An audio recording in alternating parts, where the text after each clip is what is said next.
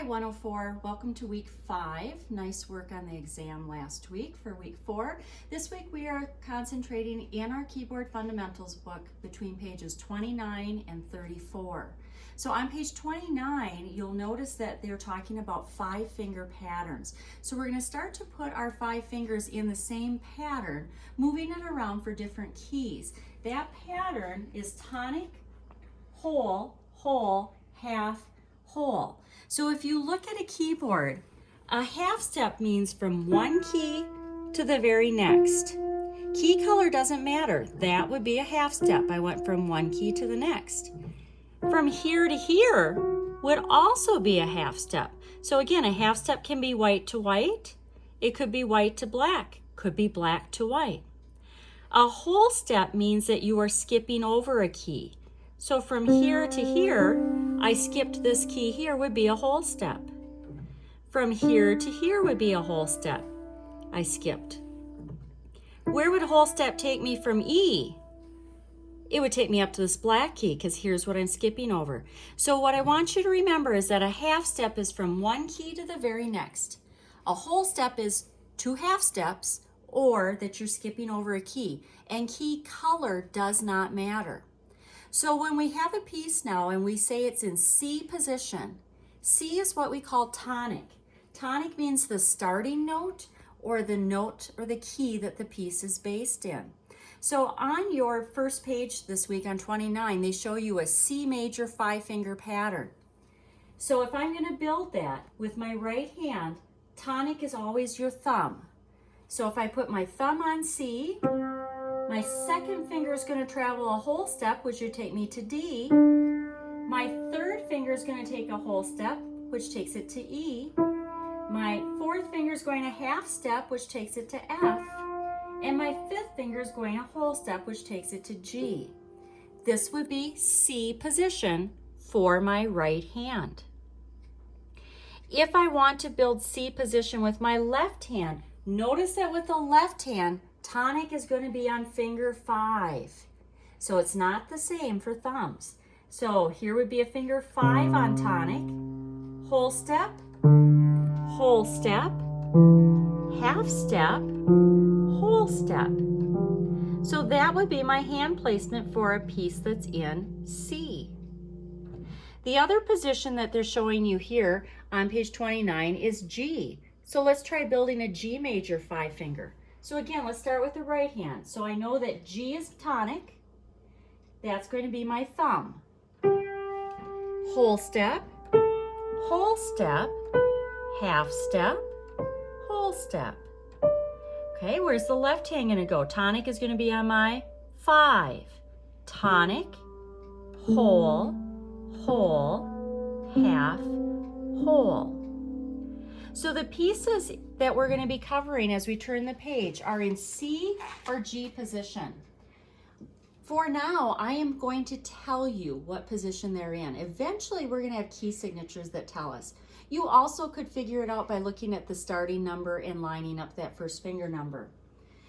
But on page 30, French melody, you're going to set your hands in that C position that we just found.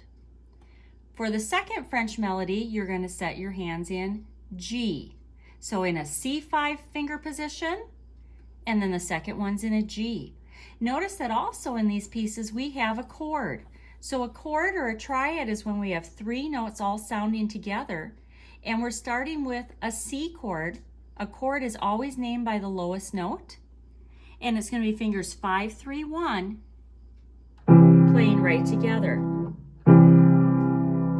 In French melody, my chord is my right hand. Again, if I wanted to name it by what kind of chord it is, the lowest note is the name of it. The lowest note is a G, so it would be a G chord.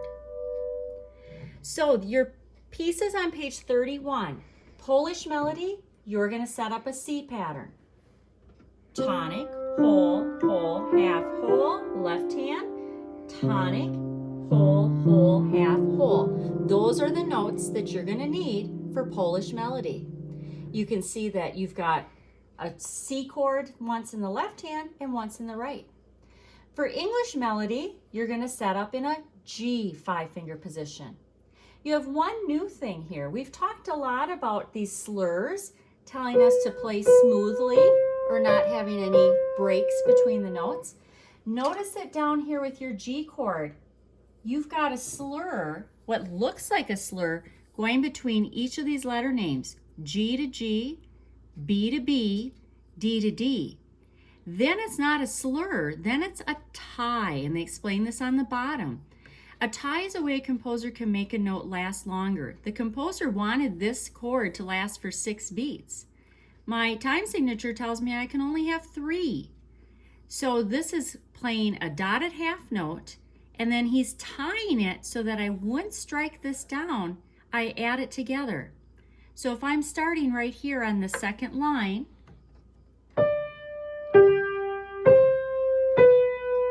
I hit my chord, 1, 2, 3, tie, 2, 3. So I don't restrike it. You have 2 more pieces using these hand positions on page 32. French melody is going to be in a G pattern, and Scottish melody is going to be in a C pattern. Notice in Scottish melody, here we've got that tie again. It's different than a slur. A slur is all different letter names. A tie is hooking the same letter name to the same letter name. Page 33 is introducing sharps and flats because we need to get into some more variety of hand positions that might use some black keys. So to travel, we've got 2 what are called accidentals that help us get there. The one that looks like a tic-tac-toe, or your generation probably thinks it looks more like a hashtag, is called a sharp. If there is a sharp in front of a note, it's telling you to play the very next key higher. So where would F be? If I wanted to make that F sharp, the very next key higher, the name of this note would be F sharp. How about a C sharp? C sharp. So you see how this is working. Now be careful. Sharps and flats don't have to be just black keys. Try this one. What about E sharp? E sharp means the very next key higher. So E sharp. Sharps and flats can be white keys. The opposite of a sharp is a flat. A flat by a note is telling you to play the next key lower. So what if I asked for E flat? E, the very next key lower, there would be E flat. How about A flat? A, next key lower, flat. Watch C flat. C, flat. So again, it can be a white key as well. So when you look at the last page of assignment for this week, Love Somebody and Cuckoo. Love Somebody is in a D pattern. So watch my hand. D is going to be tonic. So my right hand's going to be tonic, whole step. Now look at where that whole step's going to take you. To a black key, half, whole. So my letter names I have are D, E, F sharp, G, A. My left hand then with tonic on 5 is going to mimic that. There would be your position for Love Somebody. Cuckoo is in F, so that means tonic is F. Tonic, whole, whole. Look at the half, taking you right there, and a whole. So what letter names would I have? F, G, A, B flat, C. Now here's a question for you. This note my 4th finger's on could also be called A sharp, right? All our sharps and flats can be enharmonic, fancy word for saying that 2 different names for the same key. This could be A sharp, this could be B flat. How do I know which one to call it? When you're spelling a hand position, you need 1 letter of each name. If I spelled this as A sharp, I'd have F, G, A sharp, C. Do you hear how I had 2 forms of A and no B flat?